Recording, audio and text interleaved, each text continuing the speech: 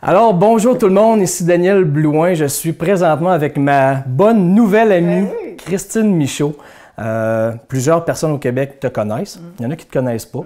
Et pour ceux qui ne te connaissent pas ou qui sont peut-être en Europe, parce que plusieurs Européens vont voir la vidéo, tu es auteur de 6. Oh, 6. J'ai travaillé plus fort que tu penses. Au moins 3 best-sellers, c'est ça? Oui, ben même plus, mais c'est pas... En tout cas, quelques best-sellers, puis pas des 5 000, des 30 000 copies. C'est quand même pas rien au Québec là, de vendre autant de livres. Tu es animatrice télé de Qu'est-ce qu'on attend pour être heureux à TVA. Tu es conférencière. Est-ce que tu es autre chose dans la vie? Plein d'autres affaires. Oui, comme? Ça. Non, mais là, ça dépend si on parle professionnel ou personnel. Non, mais admettons professionnel. Non, professionnel. Auteur, mais là, maintenant, blogueuse. Ah, oui, c'est vrai. Mon blog, on peut dire Sexy Zen et Happy. sexyzenhappy.com. Donc, tu fais pas mal de choses. Oui. Il y a plein de gens qui te connaissent, il y en a qui ne te connaissent pas. Mais moi, je sais, pour t'avoir entendu, t'avoir également entendu en entrevue, que tu as fait des sorties de zone assez majeures dans ta vie. Peux-tu nous résumer là, depuis la fin de tes études jusqu'à aujourd'hui, puis après ça, on rentrera plus en détail là, dans tes changements de vie importants. Bien, rapidement, là, des moments qui ont été marquants. Moi, j'ai étudié en droit à l'Université Laval. C'était pour faire plaisir à mes parents parce que je ne savais pas ce que je voulais faire, puis je voulais comme qu'ils soient fiers de moi. Je savais que pour eux, c'était important que mon frère et moi, on ait des bonnes études, mais dans le but, pour eux, qu'on soit, ils voulaient juste nous sécuriser, qu'on ait une bonne vie, qu'on pourvoie bien nos besoins et tout ça. Fait que ça, c'était l'histoire du droit. Après ça, après le droit, j'ai été duchesse du Carnaval de Québec. C'est vrai. Ça a été une expérience extraordinaire parce que ça m'a montré ce que c'était le monde des communications. Ça m'a ouverte au monde aussi. Tu sais, en droit, j'étais plutôt timide. J'avais bien peur d'ailleurs des concours de plaidoirie et ces affaires-là. Mais là, le carnaval, ça a ouvert tout ça. Et après le carnaval, j'ai décidé de ne pas devenir avocate parce que j'haïssais trop ça, le droit. Et je suis rentrée comme représentante publicitaire au Journal Le Soleil à Québec, qui est l'équivalent de La Presse, qui est un grand journal à Québec. J'ai fait ça pendant 7 ans. Et puis j'avais quand même, j'ai réussi à avoir du succès. Là. Tu sais, au début, je remplaçais. Après ça, j'ai eu mon propre territoire. J'avais le plus gros client de Québec qui est encore Ameublement Tanguay, dont je m'occupais. Donc, c'est ça, j'ai fait mon chemin là-dedans. Quand même. Mais à 28 ans, dépression majeure. Parce que j'étais complètement à côté de ma traque, là, ça c'est sûr. En fait, je me questionnais plus ou moins sur qui j'étais et qu'est-ce que je voulais faire. Moi, je faisais, on dirait que ce que les autres voulaient de moi. Tu étais poussé par le vent, par les autres. Puis... Plus par les autres que par le vent. Tu n'avais pas de direction, non? C'est ça, exact. Puis après, pendant ma dépression, je suis déménagée. Je suis partie de Québec à Montréal, en fait à Boucherville, avec mon ex-conjoint parce que lui avait une opportunité là-bas. Et là, je me suis mis à lire comme une débile parce que ça me faisait tellement bien, les livres de développement personnel. Puis, entre autres, ceux d'une maison d'édition en particulier qui est un monde différent. Fait que j'allais acheter, eux autres, qui avaient leur bureau à ce moment-là, dans le coin de Brossard, je ne me souviens plus exactement, mais j'allais toujours acheter mes livres chez eux parce que j'avais 20 % de rabais. Je n'avais vraiment pas d'argent à l'époque, donc le 20 % était important. Puis, à un moment donné, ils ont remarqué à quel point j'achetais beaucoup de livres. Celle qui était à la réception un jour me dit... mon Dieu, qu'est-ce que vous faites avec tous ces livres-là? Je dis, je les lis, je les revends pas. Puis j'ai dit, vous savez pas à quel point ça me fait du bien. Puis moi, quand il y avait des exercices dans les livres, j'y faisais, je remplissais des cahiers de notes là, pour me permettre de mieux me connaître, d'avancer, d'essayer de me donner une direction. Et donc, l'éditeur m'a fait venir dans son bureau, puis il m'a dit, écoute, j'ai quelque chose à t'offrir. Il dit, vu que tu as tellement lu nos livres, il dit, t'accepterais-tu de faire partie de notre comité de lecture? Donc là, il m'engageait, il me payait pour lire des manuscrits. Puis là, je voyais les piles de manuscrits dans son bureau partout, là. Puis là, il me dit, tu vas lire des manuscrits, puis tu vas me dire si tu as aimé ça ou pas aimé ça et pourquoi. Là, je suis repartie chez nous avec ça, puis j'ai créé, même parce que je me suis dit, ben là, c'est facile à dire, j'ai aimé, j'ai pas aimé, pourquoi. Ça me prend comme une grille d'évaluation, puis là, il m'a dit que ça n'existait pas. Fait que j'ai créé ça. Je suis allée suivre un cours d'écriture avec Marc Fisher, j'ai étudié tout ce que Marc enseignait, et j'ai créé une grille d'évaluation de manuscrits. Puis là, j'ai fait ça pour 3 premiers manuscrits qu'il m'avait donné comme en essai, là, en test. Je suis revenue avec ça, puis il m'a dit, t'as pris ça où, cette grille d'évaluation-là? Je l'ai inventée. Mon ex-mari m'avait bien aidé aussi là-dedans. En tout cas, j'avais brainstormé quelque chose. Et ça existe encore aujourd'hui. Et là, j'ai lu des livres. Après ça, je me suis retrouvée à la télé pour remplacer une recherchiste parce qu'une amie de l'école, une histoire de fou là, que je pense que je raconte dans un de mes livres, une amie de l'école secondaire que j'ai retrouvée après 15 ans, qui me dit... je travaille dans une émission de télé, puis elle dit, on a perdu une recherchiste, il reste 1 mois d'émission à faire, tu viendrais-tu nous aider? C'était pour booker des invités à l'émission. J'ai jamais fait ça de ma vie, tu sais, mais elle dit, c'est pas grave, t'es débrouillard, je vais te montrer comment faire. Puis là, moi, ça m'a dit, hein, la télé, cool, on va aller essayer ça. Alors, j'ai fait ça, mais en réunion de production, la première réunion à laquelle j'ai assisté, Louise Deschâtelet est là, puis elle me regarde. Premièrement, elle ne sait pas je suis qui, qu'est-ce que je fais là. Puis elle vient me saluer, puis elle me dit bonjour. Pour ceux qui ne connaissent pas Louise Deschâtelet, oui, peut-être en Europe, c'est vrai, une animatrice très connue au Québec ouais, de télévision et qui écrit dans le journal également. Oui, oui, oui. Fait que là, et là, je lui dis comment je m'appelle ça, puis elle me dit qu'est-ce que t'aimes, toi, dans la vie, juste pour que je te connaisse un peu mieux. Puis j'ai répondu lire. Alors, pas longtemps après, elle me dit pourquoi tu ne me ferais pas une chronique littéraire? Aussi simple que ça. Oui, mais pourquoi? Pourquoi je fais ça? Tu sais, j'avais jamais fait de télé de ma vie. Je faisais, non, ça va bien trop vite. Et elle m'a dit, je vais te le montrer. Elle dit, écoute, moi, j'ai du flair habituellement. Puis elle dit, je sens que tu pourrais être bonne pour faire ça, tu as ce qu'il faut. Puis elle dit, si je me trompe, si je me suis trompée, je vais te le dire assez vite. Mais elle dit, on va en tester une. Tu sais, prépare-moi-en une, on va la faire. Ça a été une autre aventure extraordinaire, mais en même temps tellement épeurante dans un sens. Et là, ben j'ai eu... C'est pas compliqué au début. Hein? Mon chien qui veut participer à l'entrevue. Il n'y a pas beaucoup de voisins qui passent, ça ne devrait pas durer. On prend une petite pause publicitaire. On se revoit après la pause. Bon, petite gorgée, c'est passé. Ouais, c'était beau. Bon, c'est parti. Donc, c'est ça. Puis là, j'ai fait des chroniques avec elle pendant 1 an de temps, chroniques littéraires. Est-ce qu'on peut écouter le sifflet à mon chien? Ah, d'après moi, on n'entend peut-être pas si fort avec le micro. Okay. On va continuer. Mais il va se calmer. Donc, après ça, c'était au Canal Vox qui s'appelle... Ma TV maintenant. Ma TV, c'est ça. Et donc là, l'été qui a suivi, parce que c'était pendant 1 an, après ça, pendant un été, ils m'ont offert d'animer une émission littéraire où je recevais des auteurs du Québec, là, surtout. Et après ça, c'est Salut Bonjour Week-end, qui est une grande émission matinale. Oui, très connue sur le réseau de TVA. Les patrons qui m'ont approché pour dire « Toto, viens ici, excusez, il va défaire le moustiquaire. » si de l'action. Ici. Tout le temps de l'action, Christine. Oui, c'est ça. Et je gère plein de choses à la fois, c'était juste pour vous montrer ça aussi. Assis, mon chéri. Donc... Lève la tête, on le voit-tu? Non, c'est ça. C'est louche, non, tu te demandes ce que je fais. Là. Elle me flatte la cuisse. Toujours mieux en entrevue, ça aide à avoir des meilleures questions. Ça te détend. C'est une sortie zone, ça. Et donc, pour finir avec Salut, bonjour, c'est ça, ils m'ont approché, ils m'ont demandé de venir passer un screen test, que ça s'appelle. Ouais. Donc, on était plusieurs, il y avait besoin d'une nouvelle ou d'un nouveau chroniqueur littéraire, pardon. Et j'ai passé le test, puis c'est là que j'ai été engagée. Puis après ça, ça a été qu'est-ce qu'on attend pour être heureux. Puis en fait, c'est tout ce parcours-là, pour fermer la boucle, qui a fait que j'ai décidé d'écrire aussi. Des livres. Des livres. Qui sont devenus best-sellers. Ouais, parce que je me disais, mais là, il faut que tout le monde sache que si moi, je suis partie d'où je suis partie, puis j'ai fait ce bout de chemin-là, bien, il y a bien du monde qui peuvent le faire. Parce que, tu sais, je suis passée à travers une tonne de difficultés. Tu sais, des problèmes de santé, de dépression, pas d'argent, une période de ma vie, c'était épouvantable. Donc, toutes sortes des gens qui ne croyaient pas en moi, qui me mettaient des bâtons dans les roues, des briseurs de rêve que j'appelle. Tu sais, toutes sortes de choses. Mettons, un divorce, après ça, une perte d'emploi, là, une espèce de... pendant un bout de temps, là, j'avais tout perdu en l'espace de 3 jours. Fait que, tu sais, je me suis dit, mais regarde, on peut toujours se reconstruire, puis ça dépend des choix qu'on fait, puis ce en quoi on croit, mais en même temps aussi, c'est une question d'essai-erreur. C'est ça que j'aime dans ton concept de sortie de zone.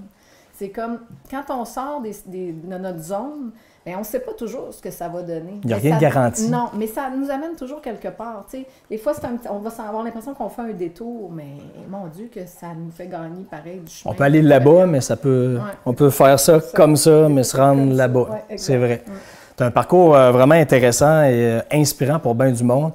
Si on revient au début, un des plus grands freins du monde pour ne pas faire un changement de cap, de carrière, de vie, de travail, peu importe, c'est l'insécurité financière.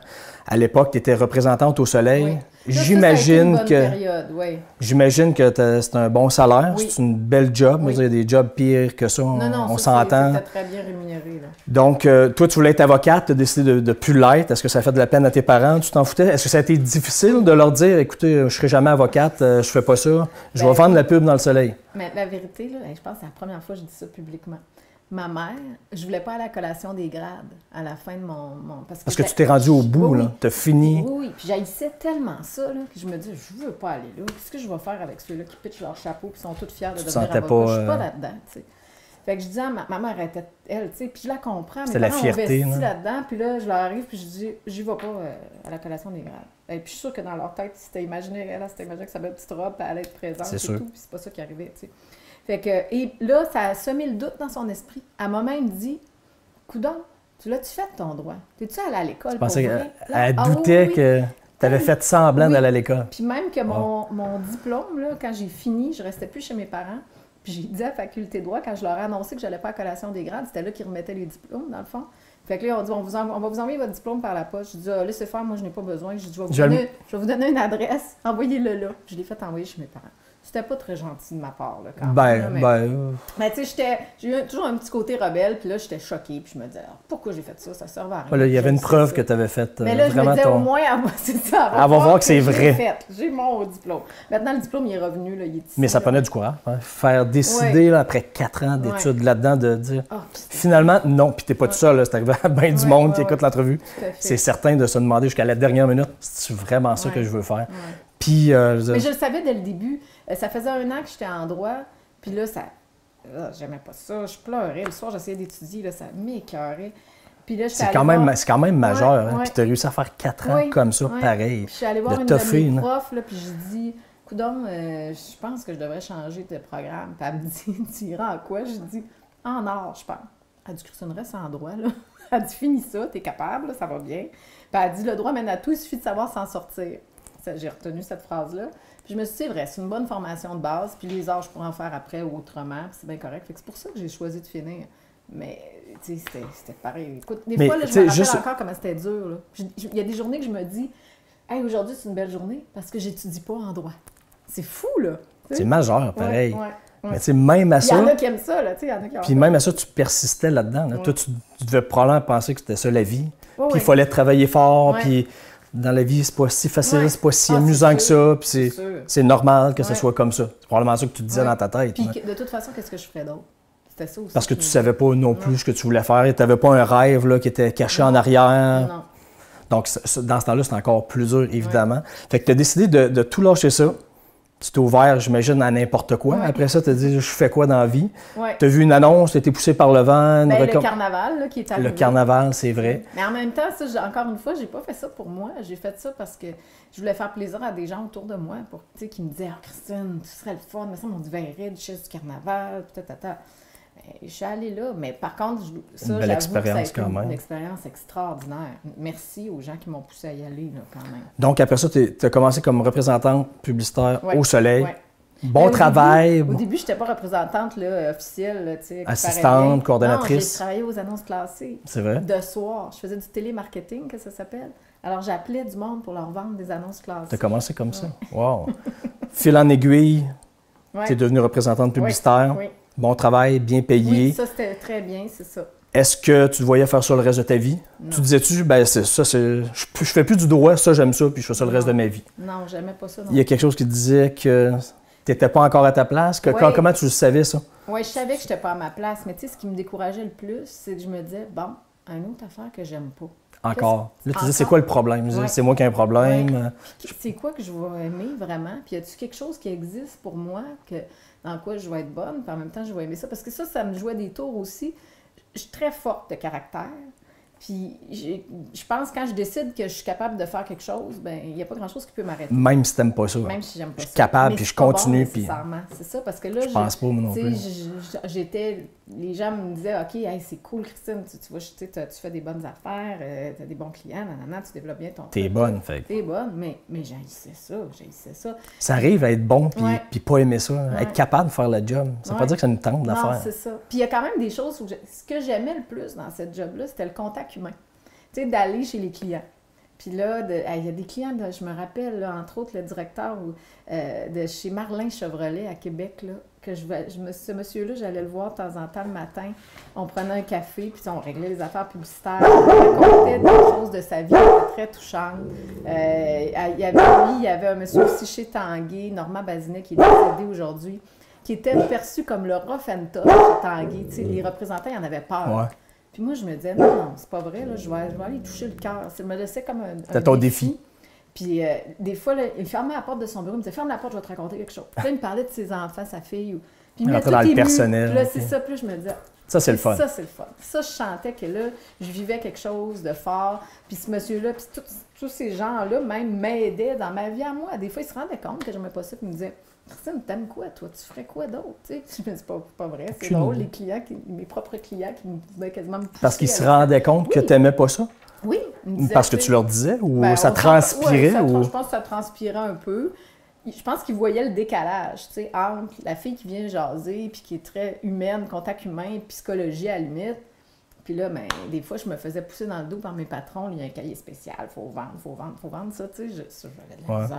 Puis je leur disais, j'ai toujours été bien honnête pour ça. Puis là, je serais supposée de vous vendre la grosse affaire. Là. Tu le disais à tes clients. Là.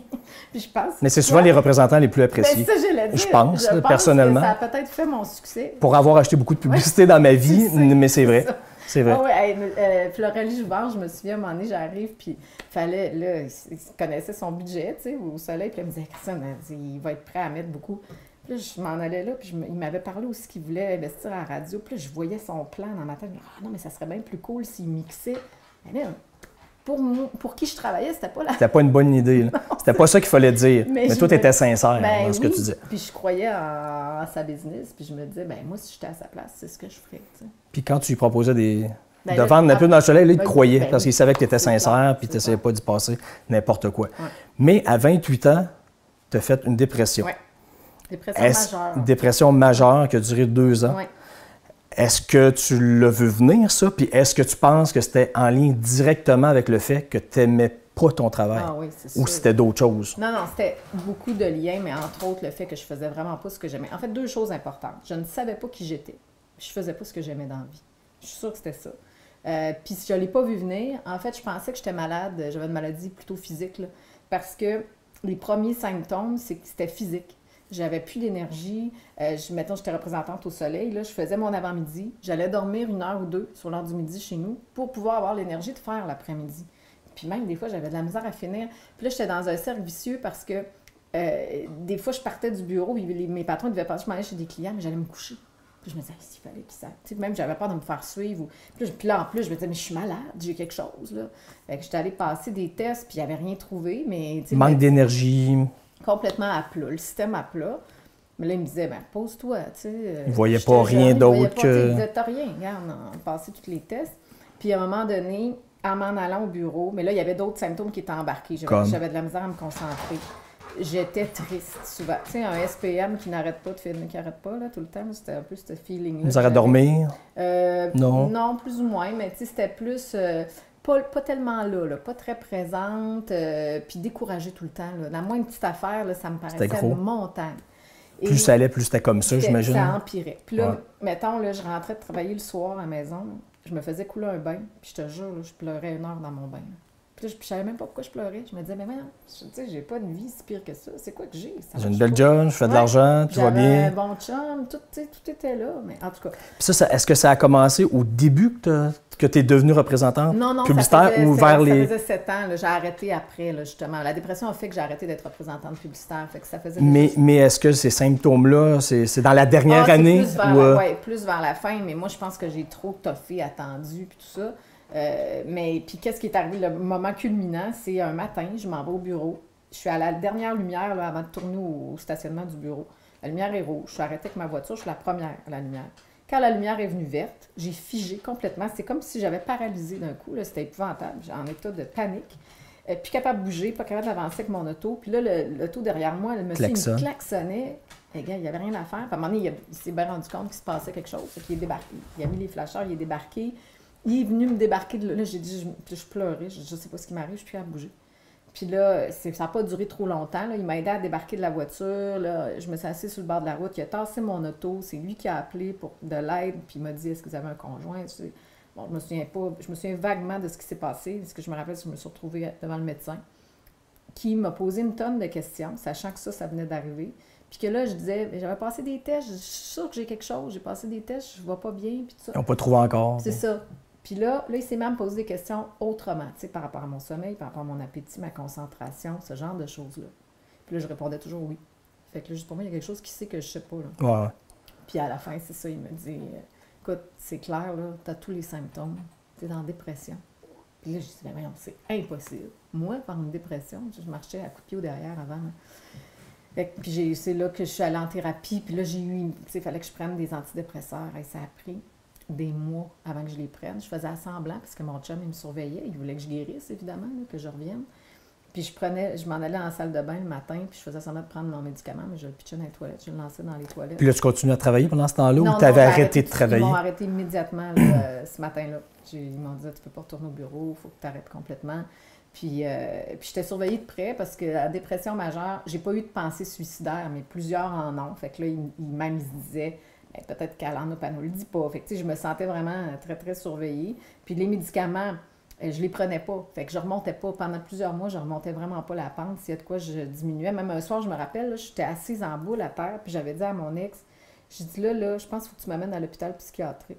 Je vois pas en tout, là, ou qu'est-ce que je peux faire de ma vie, où je vais aller. Je pense que c'est fini, je vois plus clair. C'était ça que tu pensais, là. J'ai l'esprit vide, tu sais, s'il n'y a rien. Puis je pleurais, puis tout ça. Puis là, c'est après mon médecin de famille qui m'a dit, elle me connaissait depuis longtemps, elle m'a dit, prends-tu les pilules, Christiane? Puis là, j'ai pas été capable de mentir. Je dis non, je crois pas à ça. J'ai dit, c'est du chimique, puis ça m'écoeure, puis je veux pas ça. Puis là, elle dit, écoute, tu sais, dans la vie, il faut utiliser tout ce qui peut nous aider. Puis là, elle dit ça, là, ça va juste te mettre à flot, là, parce qu'elle dit, tant que tu prends pas ça, même si tu vas en thérapie, même si tu lis des livres, même si tu fais plein d'affaires, tu es toujours dans le fond de ton baril, il n'y a rien qui va marcher. Puis j'ai commencé à les prendre, effectivement, ça a tout changé. À cette époque-là, tu disais-tu, je vais retourner comme représentante publicitaire, ou tu disais, ça, c'est fini, parce que c'est relié à ça, puis... Non, je savais que je ne retournerais jamais. Ça, tu savais. Mais j'avais peur parce que là, tu sais, comme tu dis, représentante publicitaire, j'avais fait quand même des bons salaires, mais j'avais aidé beaucoup de monde autour de moi. J'avais fait des choix qui n'étaient pas les meilleurs, là, dans la vie, là. Fait que j'ai pas accumulé d'argent. Fait que je me suis retrouvée ces 2 années-là, vraiment avec pas d'argent. Et là, ça me faisait un stress supplémentaire. Je me disais, bon, là, je retourne pas à cet emploi-là. Je sais pas ce que je vais faire. J'arrive au bout de mes ressources monétaires. Là, ça va pas bien. Ça va pas bien. Il n'y a pas grand-chose qui peut aller plus mal que ça. Là. Mais non, rendu là, là. C'est ça. Puis, à partir de là, qu'est-ce qui fait que ça a avancé vers ce que tu es aujourd'hui? Bien, tu sais, je l'ai dit souvent, là, mais c'est aussi bizarre que ça puisse paraître. Mark Fisher, l'auteur, il m'a carrément sauvé la vie. Parce que je suis allée à une journée de formation avec lui. Puis c'est probablement, ça fait partie de pourquoi je fais ça aujourd'hui. Parce que ça m'a tellement influencé positivement. Des conférences, des ateliers, tout ce qu'on peut faire pour aider, donner des ressources aux gens. Mais lui, il organisait une journée qui s'appelait, un séminaire d'une journée, les principes spirituels du bonheur et du succès. Puis c'est une de mes amies qui m'a invitée là. Puis je voulais pas y aller parce que je disais, ça doit être des illuminés qui vont à des affaires de même. Ça m'intéresse. Tu avais déjà plein de préjugés. Oui, j'avais beaucoup de préjugés. Puis finalement, elle m'avait dit en riant, elle me dit, au point où t'en es, on peut pas même être pire, fait que viens donc faire un tour, tu sais. Ça était comique. Fait que je suis allée, puis effectivement, ça a été une journée extraordinaire. J'ai eu bien peur parce que dès le début, il demandait de nous prendre les mains puis de faire un mantra, dire le mantra, bon, chanter. Bon, c'est une secte. C'est ça, c'est vraiment des illuminés, c'est sûr. Là, ça confirmait. Oui, ça a confirmé mes pensées, mes peurs, mes pires peurs. Mais pas longtemps après, il nous avait fait faire la liste de ce qu'on aimait dans la vie, sans juger, pas juste dans le travail, dans n'importe quoi. Tu sais, mettons, prendre un bain avec des chandelles, aller marcher dehors, flatter ton chien, peu importe ce que c'est, t'écris ça sur ta liste. Puis là, après, il nous disait, bien, relisez votre liste, puis regardez quelle portion de ça, mettons, est présente dans votre vie actuellement. Est-ce que ce sont des choses que vous faites régulièrement ou pas? Et moi, ma liste était vraiment longue. De choses que tu aimais. Que j'aimais. Mais il n'y avait rien de ça que je faisais. Ou à peu près pas, tu sais. Puis j'avais sorti des affaires là-dedans, je me disais, hein, c'est vrai, j'aime ça, faire ça, puis je fais pas jamais ça. Puis, tu sais, fait que grosse prise de conscience. De conscience, hein. C'est souvent ça, une prise de conscience. Ouais, vraiment, c'est comme t'allumes, là. Oui, on dirait que le ciel s'ouvre, là. Oui, exact. Les nuages, tout ça se tassent, puis tout d'un coup, puis... Puis même, je me souviens, j'ai dit à ma chum de fille, j'ai dit, hein, on dirait que je viens de comprendre pourquoi je suis en dépression, puis surtout comment je peux m'en sortir. Puis, je te jure, à partir de ce moment-là, la thérapie, ça a changé, parce que là, je me suis vraiment investie. Puis j'ai décidé que, tu sais, j'allais faire ce qu'il fallait. Après ça, bon, Marc m'a proposé des livres. J'ai lu tous ses livres. Ça me fait bien rire quand il dit, tu lisez tous mes livres, vous allez toujours être heureux, ça va bien aller. Mais je lisais non seulement ses livres, mais tous les livres qu'il suggérait à la fin de ses livres. Aussi. Je lisais ça aussi. Okay. Puis ça me faisait du bien, tu sais. J'ai fait des super découvertes, j'ai testé des affaires, ça a marché. Fait que toi, la lecture, ça t'a vraiment fait avancer dans la bonne direction de ce que tu aimes. Oui. Puis là, tu as découvert sur le tas ce que tu aimais avec les jobs de lectrice. Après ça, quand je suis devenue, c'est ça, dans le comité de lecture pour les éditions Un Monde Différent, là, je lisais des manuscrits, j'adorais. Je me disais, c'est fabuleux, on peut être payé pour lire. Mais dans le temps, tu ne pensais pas à ça. Là. Mais non. Tu disais-tu, moi, je tripe sur la lecture ou j'aimerais ça faire ça dans la vie ou même pas? Le plus vieux souvenir que je me rappelle qui explique ce que je fais aujourd'hui, là. Il me fait rire, il me fait sourire. Moi, j'ai été très proche de ma grand-mère maternelle, qui est décédée à la fin de la 31 décembre 2012. Puis quand j'étais petite, elle m'amenait à la messe. Puis c'est elle qui m'a ouvert au monde spirituel, je te dirais. C'était une femme vraiment de son temps, très, très religieuse, mais pas religieuse dans un petit trop straight fermé, plate, là. Ouais, c'est ça. Ouverte à plein d'idées. Puis elle me parlait de toutes sortes d'affaires. Puis surtout, elle éveillait ma conscience. C'était vraiment ça. Puis elle m'amenait à la messe. Puis là, à tout bout de champ, je disais, mamie, je comprends rien de ce qu'il dit, le prêtre ou le curé en avant. Puis je trouvais ça plate. Ouais. Puis là, je tirais c'est elle qui m'a raconté ça. Écoute, peu de temps en plus avant qu'elle meure, je m'en rappelais pas. Elle dit, tu tirais sur mon chandail ou ma blouse, puis tu disais, mamie, moi j'aimerais ça y aller en avant leur parler. Puis là, elle dit, je te disais, tu leur parlerais de quoi, Christine? Puis ça a l'air que je répondais, de l'amour. Mais, tu sais, quand tu y penses, aujourd'hui, qu'est-ce qui me porte le plus? Là? Ben, je fais pas ça dans les églises. Non, mais, ben oui, tu l'as fait donner. Oui, je l'ai déjà fait. Mais quand même, c'est vraiment, je pense, le fin fond de ma mission ou de ce que je suis venue faire sur la Terre. C'est vraiment ça. C'est d'inspirer les gens à se mettre au service de la vie, de contribuer. Donc, tout ça, pour moi, c'est ce qui concerne l'amour aussi, l'amour de soi, l'amour des autres, l'amour de la vie. C'est ça. Fait que ça fait que là, aujourd'hui, ce que tu fais, tu n'aurais pas imaginé à l'époque que tu pouvais autant triper dans ta job, avoir autant de plaisir à être. Puis en plus, être payé pour faire ce que tu fais. Puis tu fais pas juste une affaire, tu fais des conférences, écris des livres, t'animes la télé, mais c'est toujours par rapport à un sujet que tu aimes. Ça revient au même, passionne, tout à fait. Mais, puis tu sais, oui, ma vie a changé. Moi, j'ai même pas l'impression de travailler, là. Malgré que, si tu me regardes aller, je travaille quand même, mais j'ai des choses à faire, puis j'arrête jamais. Mais je prends vraiment plaisir à faire ça. Ça fait beaucoup de sens aussi, ce que je fais. Fait que ça, c'est important pour moi. Puis, je me trouve bien chanceuse d'avoir une vie. Je me trouve libre, tu sais. J'ai l'impression aujourd'hui que je fais mon horaire, je fais toutes sortes de choses. Puis moi, je suis pas une fille de routine. Fait que c'est sûr que j'aurais eu de la misère à travailler de 9 à 5 dans un temps à même place. Oui, je peux comprendre. C'est sûr qu'avec le temps, ça m'aurait dérangé. Alors là, j'ai l'impression que je suis devant des infinies possibilités.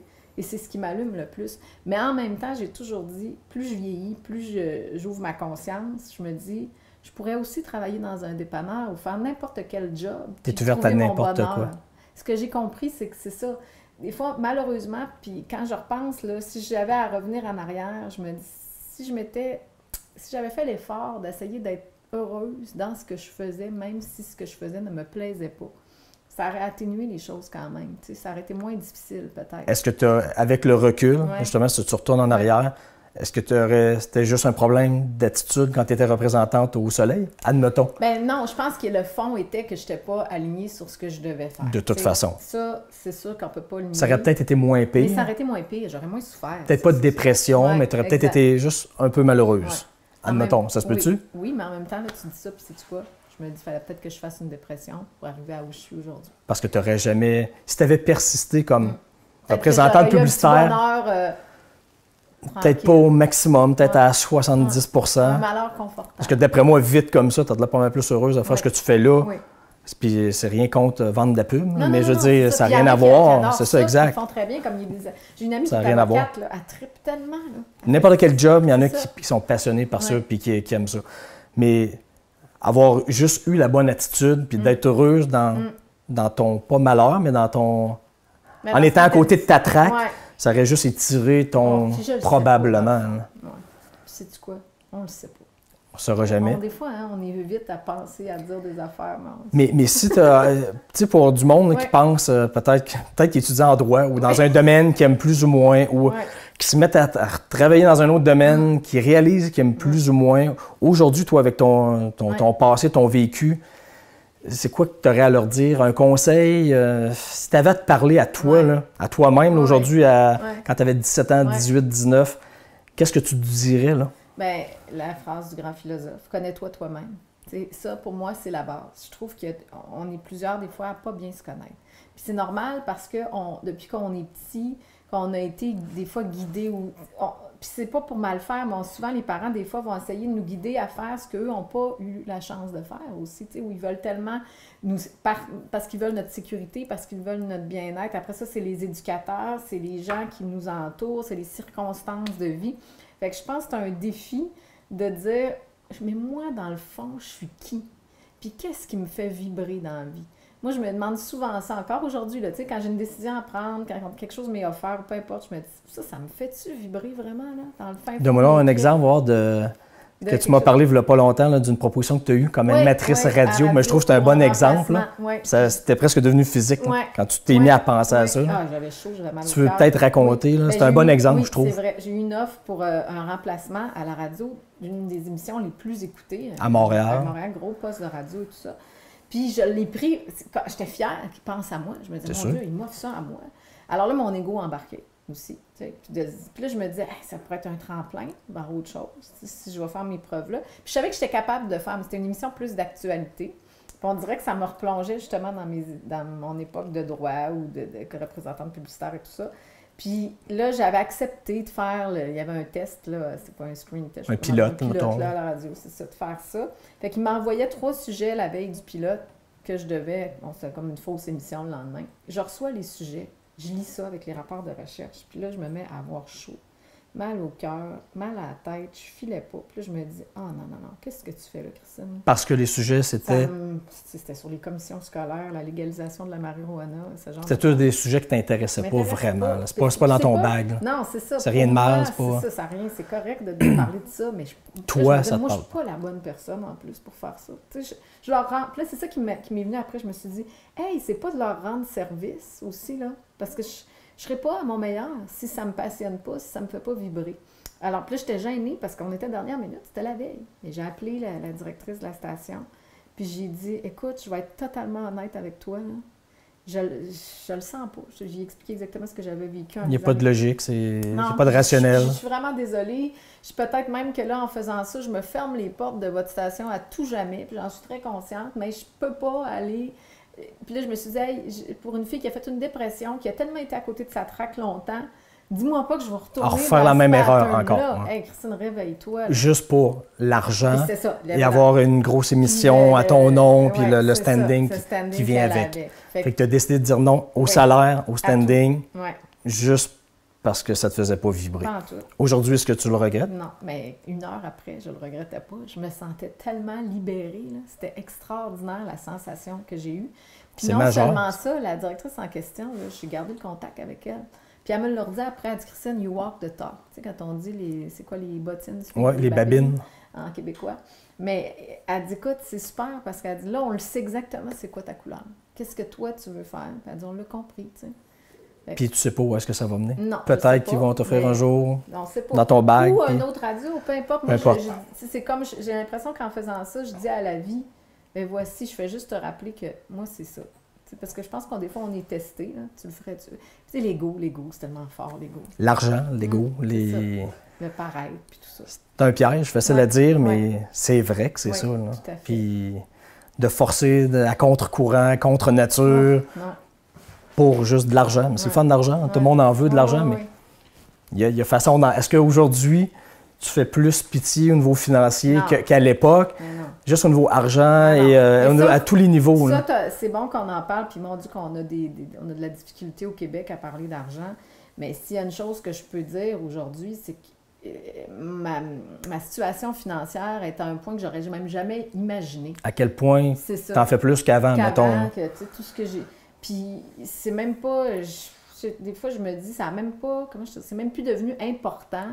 C'est juste, ça coule de source, on dirait, selon les projets dans lesquels j'embarque, ce que je fais, puis j'ai réussi à mettre des choses sur pied, que ce soit des revenus passifs ou peu importe, que j'ai appris, mais alors qu'avant, ça c'était lourd pour moi, puis je comprenais rien là-dedans, puis ça marchait pas. Puis à un moment donné, c'est comme il y a une valve qui s'est ouverte, là.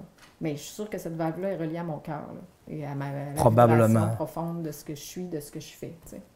Donc, en bout de ligne, c'est juste du positif? Oui, bien, il y a encore tout le temps des choses plus difficiles, des questionnements. Tu sais, il y a tout ça de... Ça, c'est de tous les jours et à vie. Puis ça fait partie de la vie sur Terre, je pense. Ça va être de tous les jours, mais en tout cas, la leçon que moi, je retire de ton témoignage, de ton histoire, c'est d'un temps lien avec son pif, sa petite voix qui parle, qui dit « Non, c'est pas ça, puis tu le fais pas pour les bonnes raisons, puis... » Il ne faut pas avoir peur de ce qui s'en vient, parce qu'on ne sait jamais ce qui s'en vient. Il y a des portes qui s'ouvrent, puis c'est classique d'entendre ça, mais c'est vrai, tu es un exemple frappant de ça, puis tu n'es pas la seule. Je veux dire, il y en a plein d'exemples comme ça. Mais je pense que c'est bon pour ceux qui se posent la question de réaliser que ça se peut, que ça se fait, puis on n'en meurt pas, puis des fois on pense que on est arrivé au bout, là, puis il n'y a pas de lumière, puis on pense que s'il avait fallu que tu vois ta vie aujourd'hui, à l'époque, là, tu vas dire, hey, Colin, le beau s'en vient. Là, fait que... Mais tu vois pourquoi on se dirait pas ça tout le temps? Que le beau s'en vient? Même quand ça va vraiment mal. La lumière est là quelque part. Là. Tu sais, des fois, quand il y a plein de nuages dans le ciel, ça, là, il n'est pas parti. Il est encore là. Il est encore là, ouais. C'est la même chose, je pense, dans la vie. Puis dans ce que tu disais aussi, ce que je pense qui peut aider les gens, moi qui m'aide beaucoup aujourd'hui, pour l'entendre, notre petite voix, ou pour les voir, les opportunités, il faut être présent.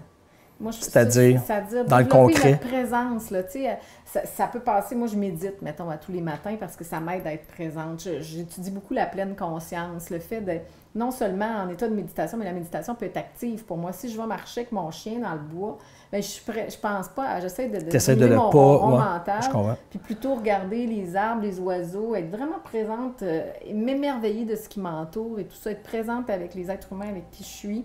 Je pense que plus on ralentit le rythme, puis on est présent, plus on a de chance de voir les opportunités et tout ça. Et de sentir peut-être que ça nous allume ou ça nous allume pas. C'est ça, tout à fait.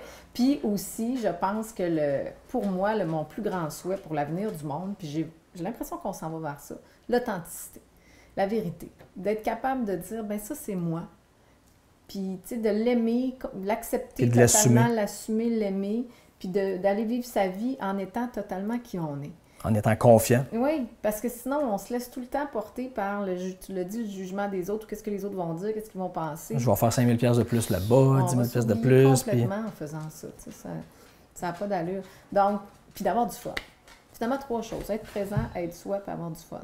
Ça, quand on s'amuse dans la vie, quand on trouve une façon de s'amuser, il me semble que ça change tout. Puis ça peut payer en plus, s'amuser. Mais, tout à fait. Ça ne veut pas dire s'amuser pour faire d'argent.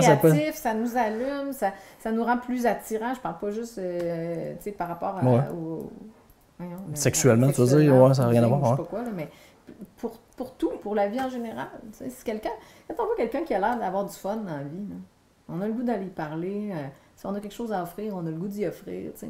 Puis quand c'est le fun, ben, tu travailles plus, mais tu n'as pas l'impression de travailler. Puis tu n'es pas aussi fatigué, c'est une bonne fatigue. C'est facile à dire, mais c'est vrai, il y en a plein qui le vivent. Ouais. Tu n'es pas la seule, tu n'es pas un cas d'exception, il y en a plein. Il faut juste être conscient que ça se peut. Ben, il croit quand que tu décides ça, exact. Raison, Quand tu décides que ça se peut, ben, tu le fais, puis tu le vois, puis tu vois ceux qui le vivent. Sinon, ben, c'est pas une possibilité. Tu ne penses pas que ça se peut, ça n'arrivera jamais. Là.